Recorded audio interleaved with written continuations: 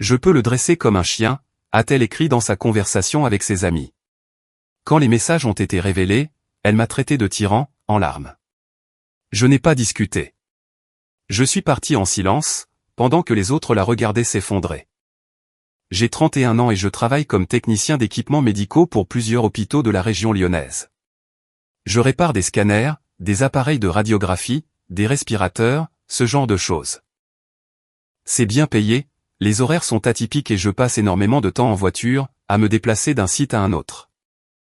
J'ai rencontré Manon il y a 1 an et demi lors d'un vernissage dans une galerie d'art de la Presqu'île, un de ces événements du jeudi soir où tout le monde boit du vin de qualité moyenne en faisant semblant de comprendre des peintures abstraites. Mon ami Karim m'y avait entraîné parce que sa petite amie exposait des photos. Je songeais déjà à partir quand j'ai entendu un éclat de rire qui a traversé toute la pièce. C'était un rire fort, audacieux, impossible à ignorer. Manon se tenait devant un tableau qui était littéralement un carré rouge. Elle était morte de rire avec une amie parce qu'un homme essayait de lui en expliquer la signification profonde comme si elle était idiote. Je me suis approché, nous avons fini par discuter, et en 5 minutes, c'était comme si nous nous connaissions depuis toujours.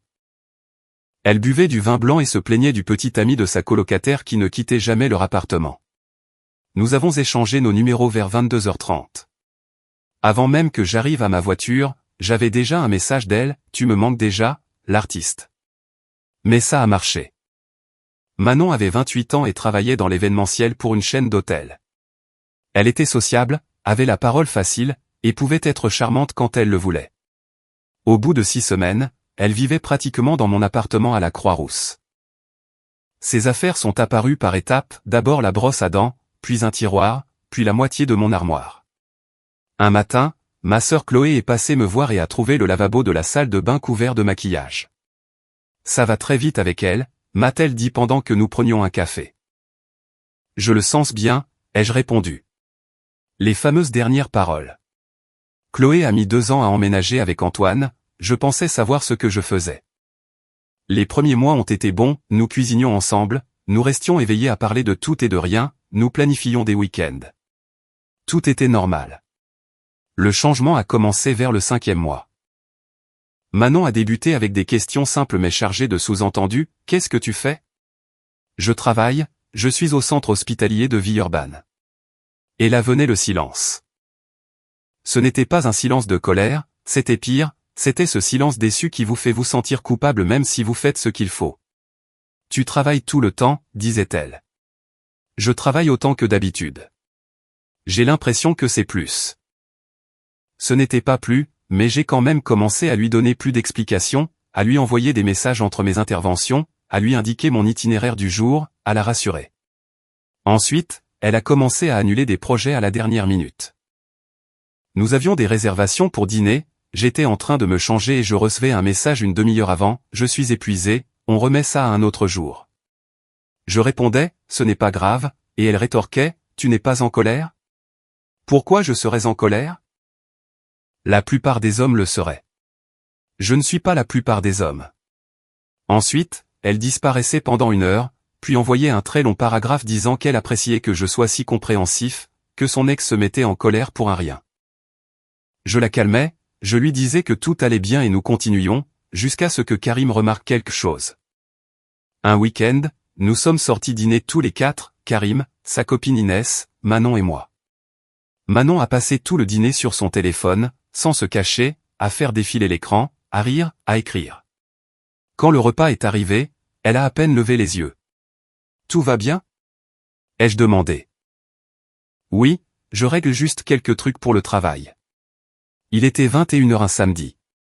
Elle m'a regardé avec agacement, « Depuis quand tu contrôles le temps que je passe sur mon téléphone ?»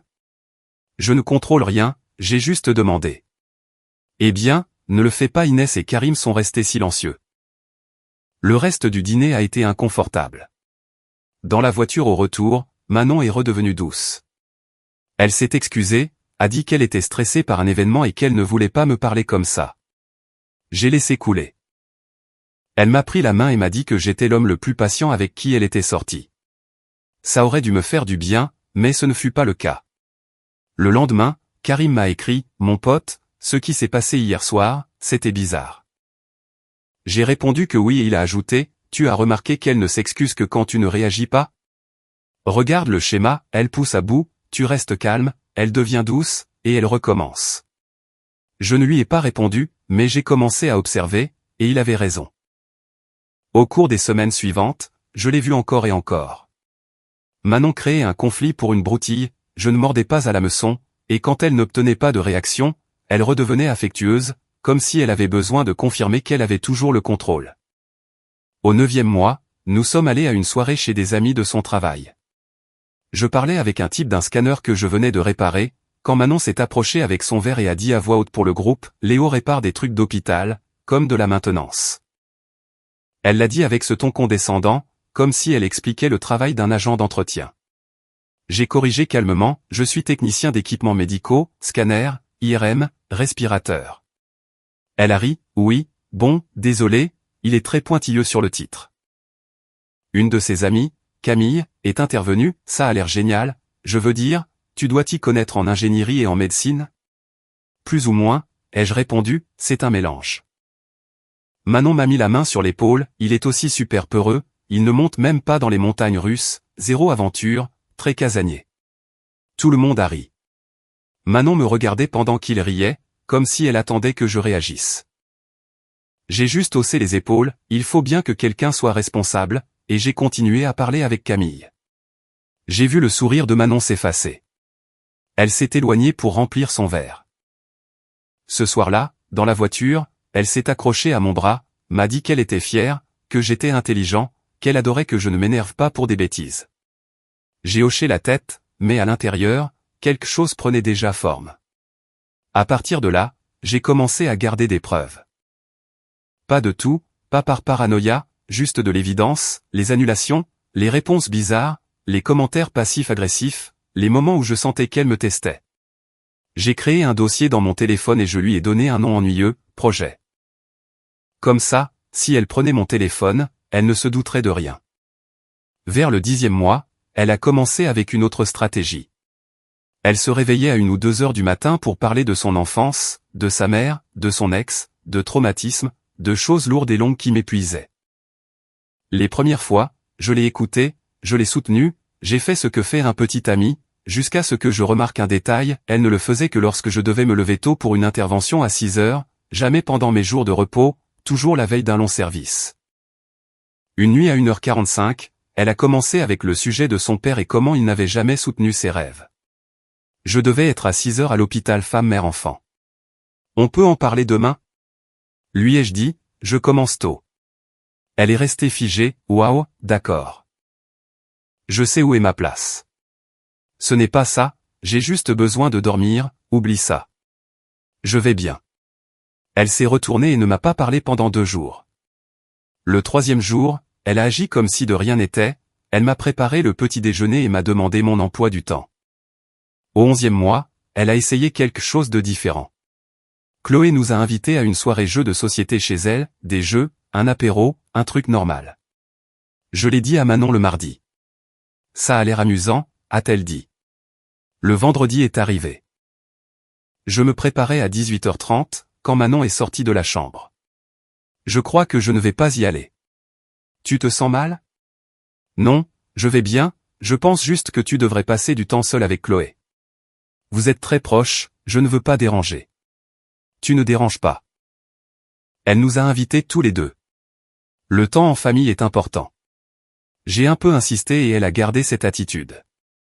Alors j'ai dit, c'est d'accord si tu n'en as pas envie, j'y vais seul. Son visage a changé instantanément, alors tu vas me laisser seul un vendredi soir?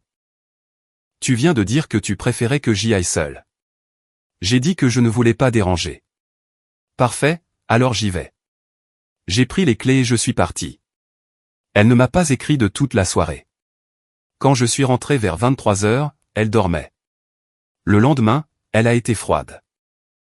Le dimanche, elle a redémarré, douce à nouveau, dîner, sourire, question sur ma semaine. 12e mois, elle est devenue plus directe. Elle a commencé à parler de thérapie de couple, non pas parce qu'elle voulait améliorer quelque chose ensemble, mais parce que selon elle, le problème, c'était moi. J'ai lu des articles sur les styles de communication, a-t-elle dit un soir en regardant la télévision, et je pense que tu es un évitant sur le plan émotionnel. Comme tu ne t'impliques pas, quand j'essaie de parler de choses sérieuses, tu te fermes. Je m'implique, mais pas à 2 heures du matin quand je dois travailler à 6 heures. Tu vois? Ça c'est être sur la défensive, nous n'avons pas besoin de thérapie. Elle est restée à me regarder, c'était la première fois que je disais non sans détour. Donc tu m'as fait marcher. J'ai dit que j'y réfléchirais, j'y ai réfléchi et c'est non. Elle s'est levée et est partie. Elle ne m'a pas parlé du reste de la nuit. 13e mois, l'anniversaire de Chloé est arrivé. C'était important. Chloé et moi sommes très unis. Mes parents ont déménagé en Bretagne et elle est la seule famille que j'ai dans la région. Ce jour-là, vers 15 heures, Manon m'a écrit « Je ne me sens pas bien, vas-y toi, souhaite-lui un joyeux anniversaire. » Tu es sûr? Ai-je demandé, Chloé s'attendait à te voir. Oui, ça ira. J'y suis allé seul. Chloé a demandé de ses nouvelles. J'ai dit qu'elle était malade. Chloé m'a regardé bizarrement mais n'a rien dit. Quand je suis rentré ce soir-là, Manon était sur le canapé en train de regarder la télévision. Elle avait l'air d'aller parfaitement bien, elle avait un verre de vin sur la table et des barquettes de nourriture thaïlandaise, sa préférée. Je croyais que tu te sentais mal. Je me suis senti mieux après ton départ. Je ne cherche pas à me disputer, je mets juste les choses au clair. Elle s'est levée, est allée dans la chambre et a claqué la porte. Je suis resté assis 1 minute, puis j'ai pris mon téléphone et j'ai noté la date, anniversaire Chloé, a dit être malade, a commandé à manger et du vin. À cette époque, j'ai aussi commencé à examiner la question de l'argent. Nous avions des comptes séparés, mais je payais la plupart des choses. J'ai regardé mes relevés bancaires et je me suis rendu compte qu'en 1 an, j'avais dépensé environ 10 000 € de plus que je n'aurais dû. Alors j'ai arrêté de proposer de payer, sans discours, j'ai juste arrêté de le faire. Au supermarché suivant, je n'ai payé que ma part, j'ai laissé ces articles à la caisse. Tu as oublié mes affaires, a-t-elle dit. Ah, oui. Très drôle, va les chercher. À partir de maintenant, chacun paie ses propres affaires. Elle est restée à me regarder comme si j'avais insulté sa mère. Tu es sérieux? Oui, c'est puéril. C'est juste. Elle a payé sa part et ne m'a pas parlé pendant 4 jours. Quand elle a recommencé à me parler, elle a agi comme si l'épisode du supermarché n'avait jamais eu lieu. À nouveau la version douce, me demandant comment s'était passée ma journée. Et puis le 15e mois est arrivé. Inès m'a envoyé un message qui a tout changé, « Léo, il faut que je te montre quelque chose. » C'était une capture d'écran d'une discussion de groupe, Manon et 3 de ses amis. Le message était de Manon, il datait d'il y a 4 jours, j'annule avec Léo aujourd'hui pour voir ce qu'il va faire. Je parie que demain il sera déjà en train de demander pardon. Je l'ai lu 3 fois et il y en avait d'autres. Inès m'a envoyé toutes les captures. J'ai ignoré son message pendant 6 heures, il est sûrement désespéré. Autre test ce soir, je lui ai dit que mon ex m'avait écrit, le voir essayer de rester calme, c'est hilarant. C'est trop facile, il ne se défend jamais, c'est comme dresser un chien. Les messages remontaient à des mois. Je l'ai appelé immédiatement. Où as-tu trouvé ça? Sarah me l'a envoyé. Elle ne veut pas que Manon sache que ça vient d'elle, alors elle m'a demandé de te l'envoyer. Sarah était une amie de Manon depuis l'université, elle se connaissait depuis environ 8 ans. Et pourquoi maintenant? Parce qu'hier Manon a dit qu'elle pensait à revoir Alexandre, son ex. Sarah pense que tu dois savoir avec qui tu es. Je suis resté assis sur le canapé à regarder le téléphone, et ce qui est bizarre, c'est que je n'ai pas ressenti de colère, je n'ai pas ressenti de tristesse.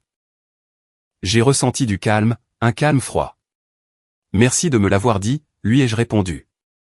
Qu'est-ce que tu vas faire? Je ne sais pas encore. J'ai raccroché. J'ai regardé à nouveau les captures, je les ai enregistrées dans le dossier projet et à l'intérieur j'ai créé un autre sous-dossier, preuve. Ce soir-là, je ne l'ai pas confronté, je n'ai pas changé d'attitude, j'ai juste observé. Manon est arrivée vers 20 heures, m'a embrassé, a posé des questions sur ma journée, a agi normalement.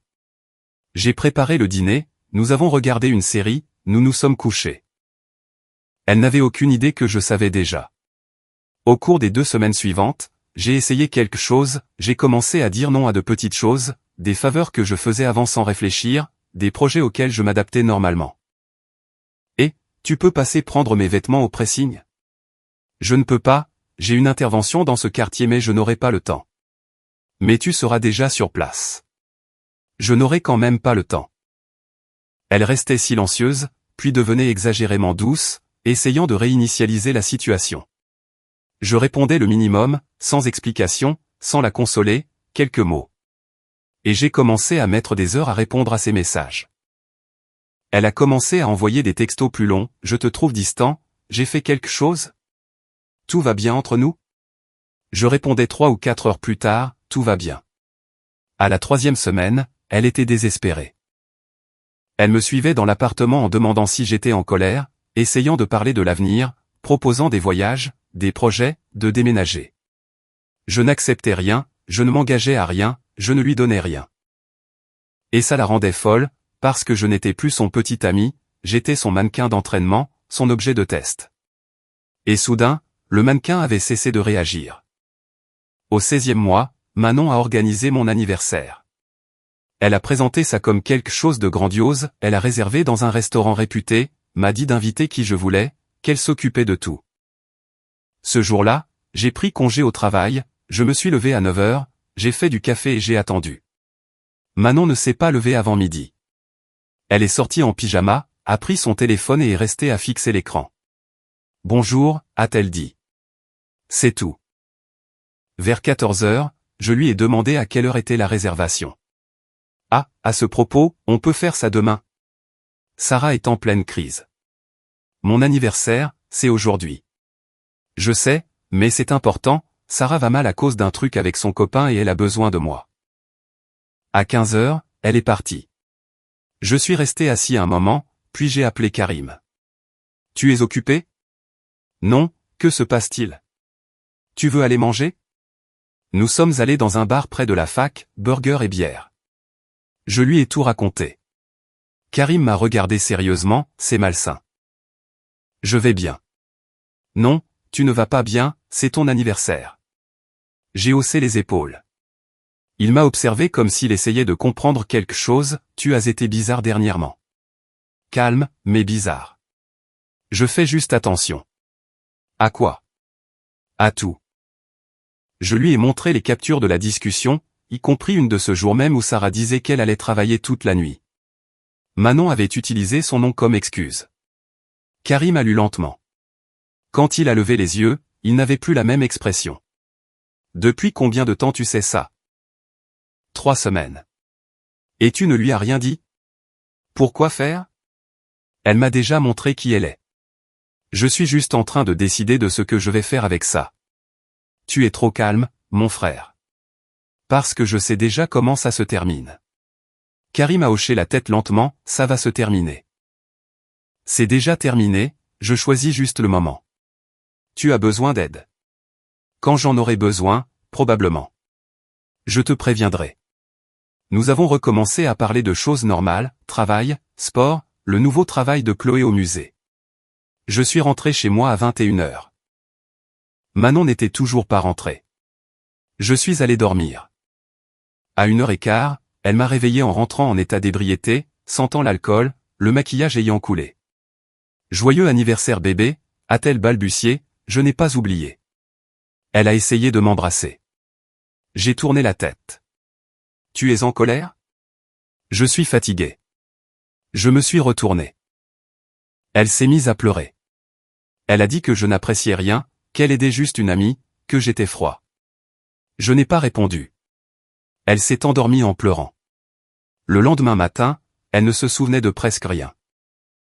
Elle a agi comme si tout allait bien, elle m'a préparé le petit déjeuner et a demandé si on pouvait dîner ce soir-là pour mon anniversaire.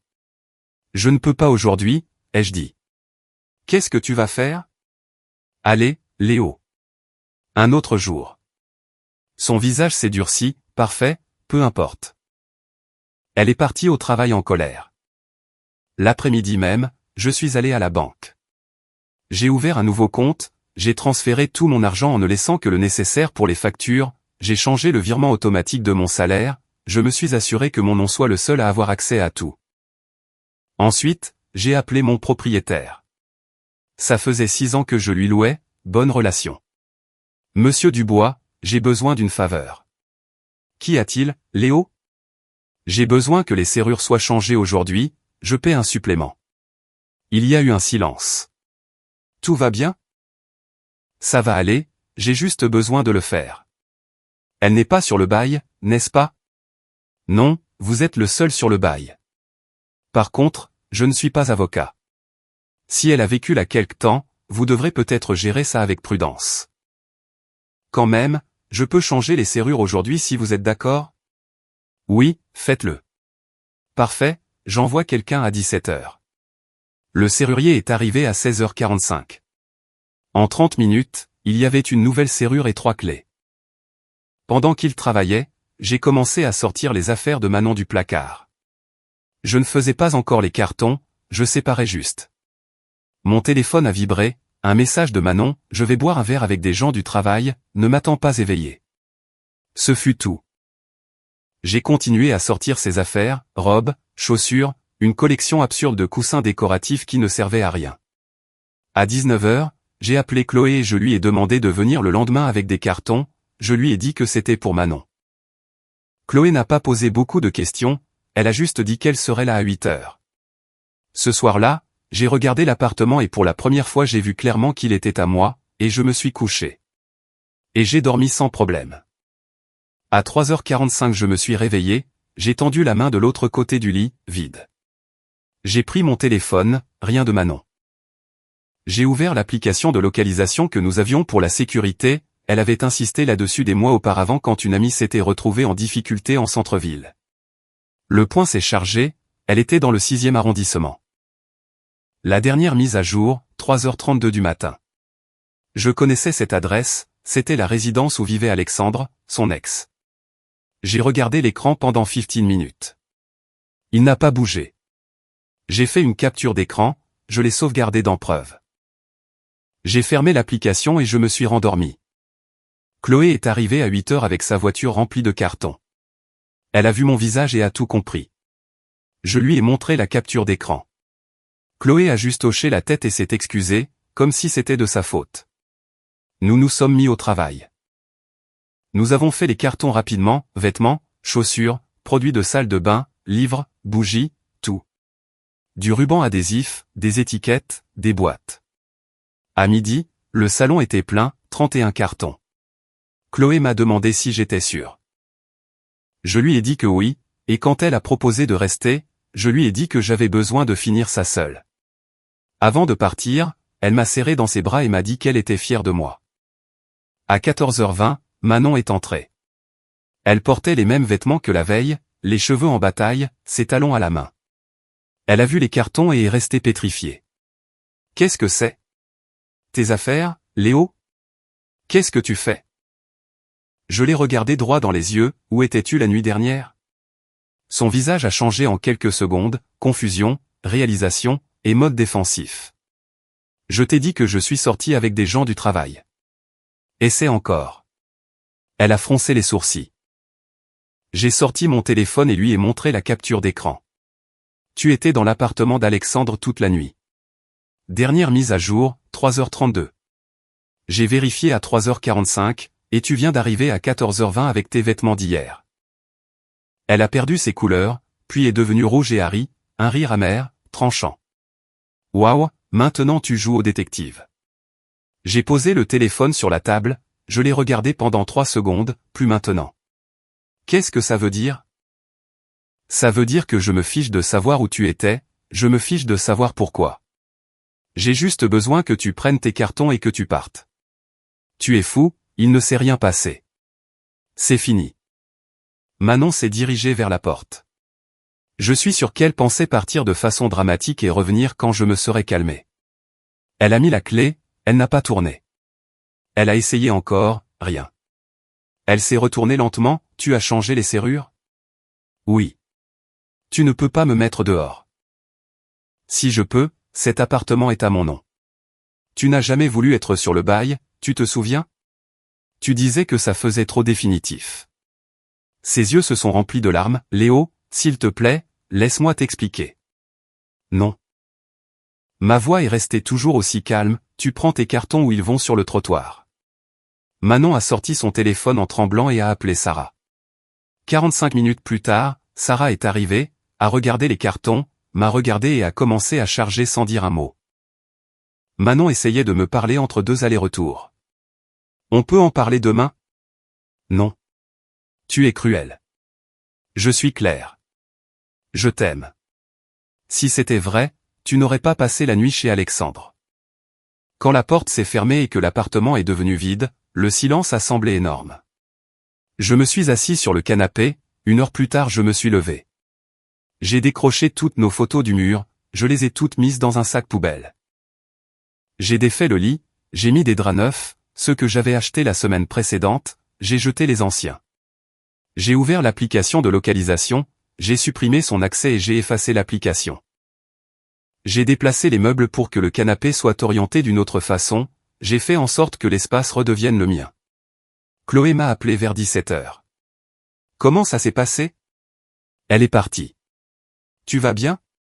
Oui, en fait oui. Ça doit être le choc. Ce n'est pas le choc, c'est le soulagement. La première semaine après la rupture, Manon m'a écrit 63 fois, des messages me suppliant, des messages m'accusant, des messages disant qu'Alexandre ne signifiait rien. Je n'ai répondu qu'une seule fois, le jour 4, ne me contacte plus jamais. Elle n'a pas arrêté. Le jour 8, Alexandre m'a appelé, Léo, écoute. Il ne s'est rien passé, elle est arrivée en état d'ébriété vers 2h, en pleurant. Elle s'est endormie sur mon canapé. Alors, pourquoi ne me l'a-t-elle pas dit? Silence. Exactement. Parce que même si c'est vrai, elle m'a quand même menti. Elle va très mal. Ce n'est plus mon problème. J'ai raccroché et j'ai bloqué le numéro. Jour 10, Manon est apparue à ma porte à 23h. Elle a frappé pendant 5 minutes d'affilée. Je n'ai pas ouvert. J'ai appelé la police municipale, j'ai signalé que quelqu'un essayait d'entrer. Ils m'ont donné un numéro de main courante, je l'ai noté. Elle est partie avant que quelqu'un n'arrive. Jour 12, j'ai acheté une sonnette vidéo. J'ai tout installé le soir même. Elle est revenue à 23h45, la caméra l'a enregistrée, des coups, des pleurs, des supplications. 2 nuits plus tard, elle est revenue à 1h30 du matin. J'ai tout sauvegardé avec la date et l'heure. Jour 15, Karim est venu me voir. Tu as une sale mine. Merci. Je lui ai montré le compteur, 87 messages, 6 audios, 4 visites, le tout sur caméra. Tu vas demander une ordonnance de protection? Je documente d'abord. Au cours de la 4e semaine, j'ai commencé à entendre des rumeurs, que j'étais un maniaque du contrôle, que je la surveillais, que je l'avais mise dehors sans préavis. Une collègue de travail, Lisa, m'a arrêté un jour. J'ai entendu un truc bizarre sur toi. Quoi? Que tu es instable depuis ta rupture, que tu harcèles ton ex. J'ai sorti mon téléphone, je lui ai montré les journaux d'appel, les captures d'écran, les vidéos, le numéro de main courante. Lisa a écarquillé les yeux, mon Dieu, tout ça vient d'elle? Oui. Léo, tu dois anticiper ça. Le jour même, je suis allé aux ressources humaines. J'ai apporté les impressions, les messages, les journaux, les vidéos, le numéro de main courante. Karen, la responsable des RH, a tout examiné, c'est du harcèlement. Je sais, je veux juste que ce soit enregistré au cas où elle essaierait de se présenter au travail. Bonne idée, nous allons documenter ça. Si elle vient ici, prévenez-nous immédiatement. Semaine 5, j'étais à l'hôpital Édouard Herriot quand la sécurité m'a appelé.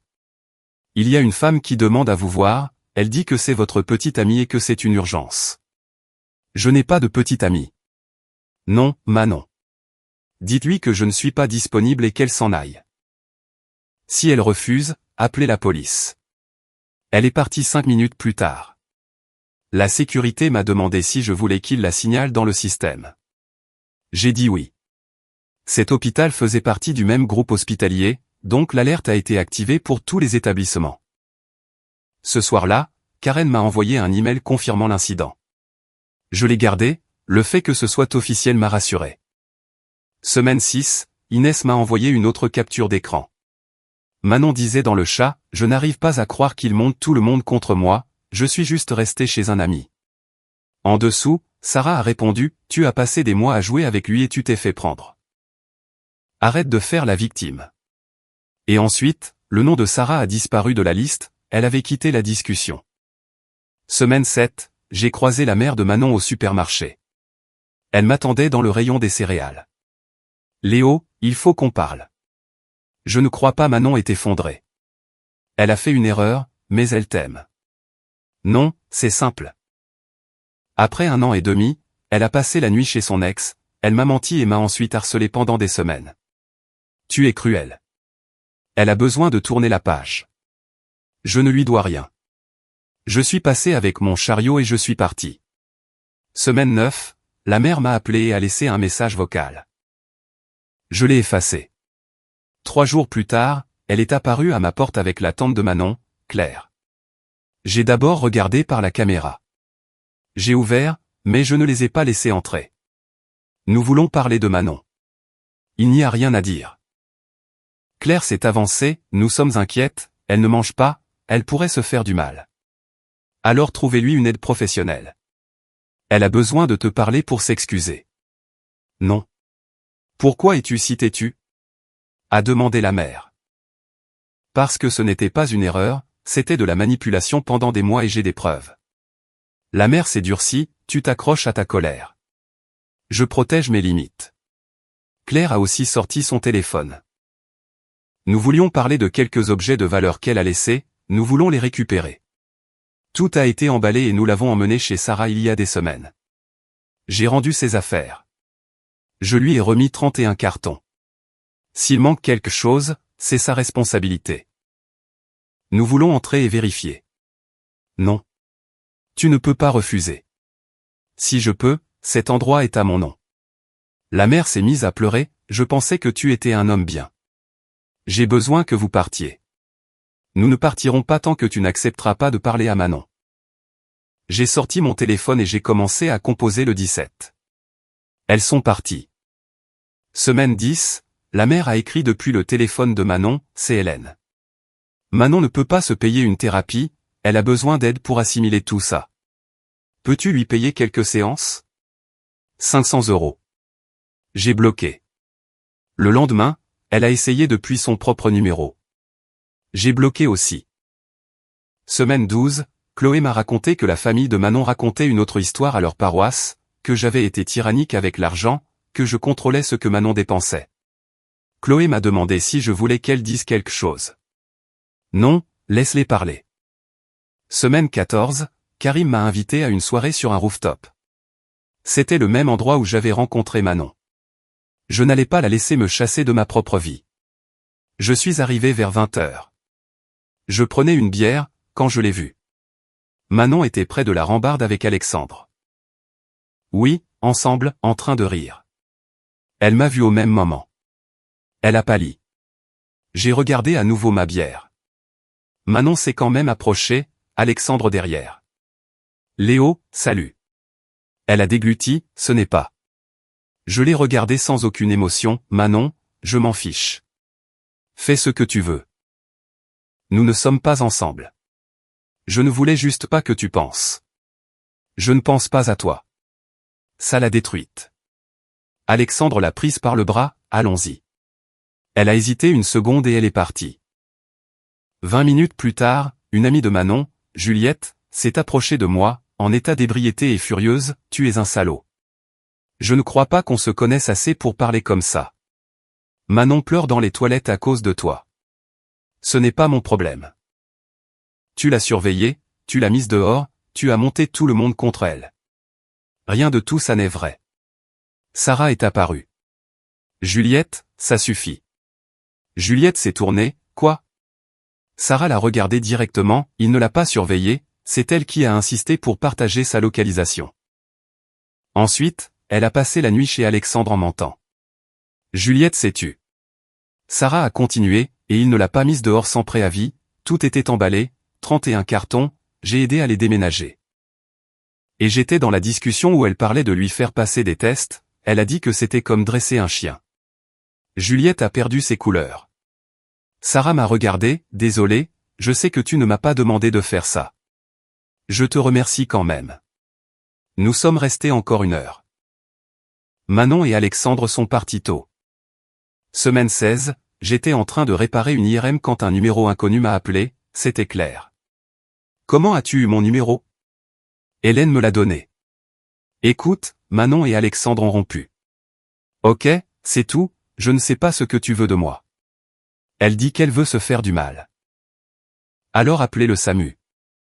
Je ne suis pas la bonne personne pour ça. Tu es très froid. Je suis réaliste, si elle est en danger, appelez le SAMU. J'ai raccroché, j'ai bloqué. Semaine 18, Sarah m'a appelé, Léo, je te préviens, Manon et Alexandre ont rompu il y a 3 jours, il l'a surprise en train de tester quelqu'un d'autre. Elle n'arrête pas de m'appeler pour que je te cherche et je ne le ferai pas. Je voulais juste te prévenir au cas où elle essaierait de te contacter. Merci. Sarah a respiré, et je suis désolé de ne pas t'avoir parlé plus tôt de la discussion. Mais tu me l'as dit quand ça comptait, tu l'as fait. Tu gères ça mieux que la plupart des gens. Je ne gère pas, j'avance, c'est tout. 5 mois après la rupture, ma vie était tout autre. J'ai commencé à courir le matin avant le travail, 6 kilomètres dans le quartier. J'ai perdu du poids, je me sentais plus fort. J'ai repris la guitare après 2 ans. Je suis sorti avec quelques femmes via des applications, rien de sérieux. L'une parlait de son ex tout le temps. Une autre était une bonne personne, mais il n'y avait pas d'alchimie. Mon appartement me semblait complètement à moi. J'ai changé les meubles, nouveau canapé, nouvelle table, des tableaux différents. Un samedi, Chloé est venue avec de la nourriture thaïlandaise et m'a regardé pendant un moment. Tu as l'air bien. Je le suis. Tu n'as pas de regrets? Pas le moins du monde. Chloé s'est appuyée sur le dossier du fauteuil, vas-tu clarifier la vérité un jour? Elle va partout disant que tu étais un tyran. Je sais. Alors certain. J'y ai réfléchi quelques jours et je l'ai fait. J'ai créé un document sur Google, sans commentaire, sans explication, juste une chronologie par date, capture de la discussion où elle disait qu'elle me testait, la localisation de la nuit chez Alexandre, le décompte des messages et des appels, les vidéos de la caméra avec les horaires. Les numéros de main courante, l'email des ressources humaines, tout. Je l'ai intitulé Chronologie. J'ai partagé le lien avec 4 personnes, Chloé, Karim, Inès et Sarah. Je leur ai envoyé le même message, partagez-le si vous pensez que les gens doivent le voir. Sinon, ne le faites pas. Je le laisse disponible seulement 48 heures. Le monde entier l'avait déjà vu. Mon téléphone est resté silencieux. Une semaine plus tard, des choses ont commencé à se produire. Inès m'a écrit, 3 amis de Manon m'ont demandé si c'était vrai. Je leur ai dit que oui. Elle ne lui parle plus. Karim m'a envoyé un autre message, j'ai croisé Alexandre à la salle de sport, il a vu le document, il a dit qu'il s'est senti comme un idiot. Ils ont rompu il y a 2 jours. Le 6e jour, Sarah m'a appelé, Manon est au courant pour le document. Ok. Elle est hors d'elle, elle m'a appelé en criant que tu es en train de ruiner sa vie. Je n'ai rien ruiné, j'ai juste arrêté de lui permettre de mentir. Sarah a fait une pause, elle a aussi été licenciée de son travail, c'est juste qu'à l'hôtel, ils ont été mis au courant du harcèlement, quelqu'un leur a envoyé la documentation. Je suis resté à assimiler la nouvelle et je n'ai rien ressenti, j'ai juste accepté. Chloé m'a dit plus tard que la famille de Manon cherchait comment faire retirer le document. Je savais qu'ils ne pouvaient pas, tout était réel. Mois 6, Sarah m'a envoyé un dernier message, Manon retourne vivre à Bordeaux. Sa mère lui a trouvé du travail, elle part la semaine prochaine. J'ai répondu, c'est tout. Sarah a mis un moment, encore une chose, elle a demandé si tu accepterais de lui parler avant qu'elle ne parte. J'ai répondu, non. Sarah, c'est ce que je lui ai dit. Ce soir-là, j'ai fait quelque chose auquel je ne m'attendais pas, j'ai ouvert mon téléphone et j'ai commencé à tout effacer. Le document, le lien, les captures, le dossier de preuves, les vidéos, les données de localisation. J'ai supprimé son contact, j'ai supprimé celui d'Alexandre, j'ai supprimé celui de sa mère et de sa tante. J'ai vidé la corbeille. Mes copies ont disparu. Les ressources humaines avaient toujours leur dossier. La police avait les rapports. Les gens qui avaient reçu le lien avaient peut-être gardé une copie, mais ma part était terminée. La veille du départ de Manon pour Bordeaux, j'ai reçu un message d'un numéro inconnu. Salut Léo, c'est moi. Je sais que tu ne veux pas parler, mais j'ai besoin de dire ça. Pardon pour tout. Pour avoir menti, pour avoir manipulé, pour la façon dont je t'ai traité. Tu étais ce que j'avais de meilleur et je l'ai détruit. Je ne sais pas pourquoi j'ai fait ce que j'ai fait, peut-être que j'avais peur, peut-être que je suis brisé, je ne sais pas. Mais tu méritais mieux. Tu méritais quelqu'un qui voyait à quel point tu étais bien et qui n'essaierait pas de le détruire. Demain je pars, je déménage à Bordeaux, je repars à zéro.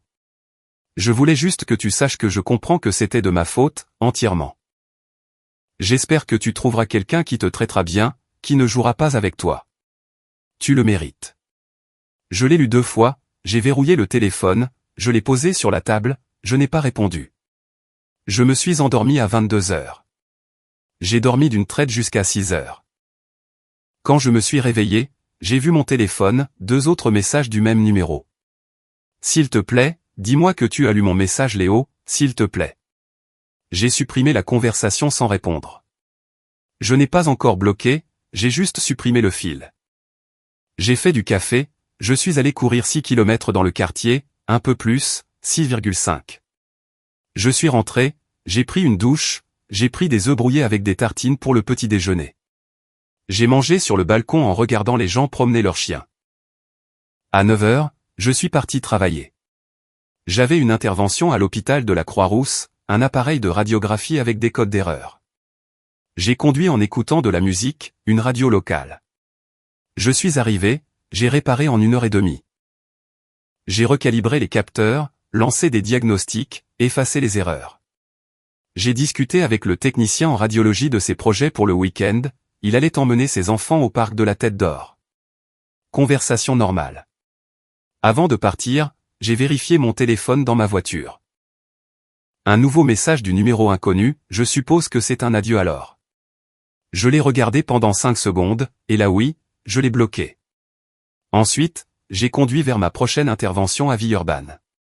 J'ai réparé un scanner. J'ai terminé la journée vers 16h30. Je suis rentré à la maison, je suis entré. J'ai laissé les clés sur le comptoir. J'ai sorti une bière du réfrigérateur. Je me suis assis sur le balcon pour regarder le coucher du soleil. Après le dîner, j'ai joué de la guitare pendant 1 heure, je me suis préparé pour dormir. J'ai vérifié mon téléphone une fois, des emails du travail, un message de Karim. Rien d'autre. Pas de notification, pas d'appel, pas de partage de position. Je me suis couché dans mes draps propres et je me suis endormi en quelques minutes. Sans rêve, sans cette sensation d'attendre quelqu'un qui n'est pas là. Juste du sommeil. Le lendemain matin, je me suis réveillé à 6h15.